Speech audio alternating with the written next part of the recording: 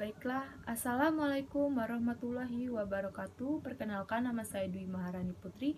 Saya dari kelas 4D dengan NPM 5019108. Mata kuliah telah kurikulum dengan dosen pengampu Pak Tio Gusti Satria Magister Pendidikan.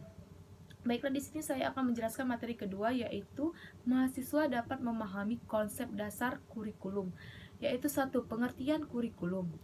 Kurikulum merupakan nilai-nilai keadilan dalam inti pendidikan. Istilah tersebut mempengaruhi terhadap kurikulum yang akan direncanakan dan dimanfaatkan. 2. Secara singkat, menurut Nasution, kurikulum adalah suatu rencana yang disusun untuk melancarkan proses belajar mengajar di bawah bimbingan dan tanggung jawab sekolah atau lembaga pendidikan atau staf-staf pengajar. 2. Pengertian kurikulum. Pengertian kurikulum menurut Undang-Undang Nomor 20 Tahun 2003, kurikulum merupakan seperangkat rencana dan sebuah pengaturan berkaitan dengan tujuan, isi, bahan ajar, dan cara yang digunakan sebagai pedoman dalam penyelenggaraan kegiatan pembelajaran untuk mencapai sebuah tujuan. Pembelajaran untuk mencapai sebuah tujuan. Pendidik Nasional dari Nana Sudrajana tahun 2003, kurikulum merupakan niat dan harapan yang dituangkan ke dalam bentuk rencana maupun program pendidikan yang dilaksanakan oleh para pendidik di sekolah. Kurikulum sebagai niat dan rencana, sedangkan pelaksanaannya adalah proses belajar mengajar. 3. Prinsip dan fungsi kurikulum. Prinsip dan fungsi kurikulum terbagi menjadi dua, yaitu prinsip khusus dan prinsip umum.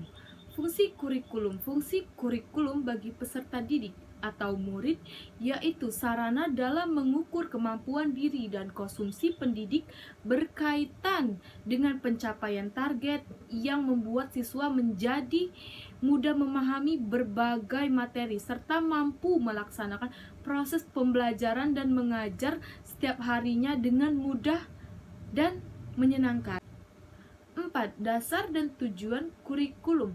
Konsep dasar kurikulum tingkat satuan KTSP adalah suatu ide tentang pengembangan kurikulum yang diletakkan pada posisi yang paling dekat dengan pembelajaran, yakni sekolah dan satuan pendidikan.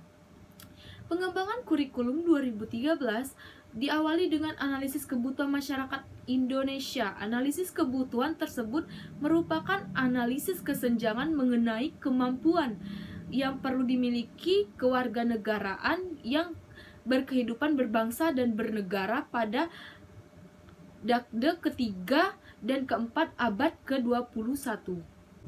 Hasil dari analisis ini menunjukkan bahwa penguasaan soft skills perlu mendapatkan prioritas dalam warga negara atau kemampuan pengembangan warga negara tersebut untuk kehidupan masa depan. Tujuan utama kurikulum yaitu untuk mempersiapkan peserta didik agar dapat menjadi pribadi serta warga negara yang kreatif, inovatif, juga efektif ketika dia berada pada lingkungan masyarakat kelak. Di masyarakat manapun dia bisa berguna bagi semua masyarakat tersebut, seperti menjadi kreatif tadi dan inovatif, beriman dan juga efektif. 5. Relevansinya. Relevansi kurikulum merupakan realnya pendidikan untuk membawa siswa dapat hidup sesuai dengan nilai-nilai yang ada di masyarakat serta membekali siswa dalam pengetahuan, sikap maupun keterampilan sesuai dengan tuntunan yang diharapkan oleh masyarakat. Oke, baiklah, itu materi saya yang saya jelaskan tentang mahasiswa dapat memahami konsep dasar kurikulum. Materi saya tadi ada 5 tentang mahasiswa dapat memahami konsep dasar kurikulum. Sekian, terima kasih.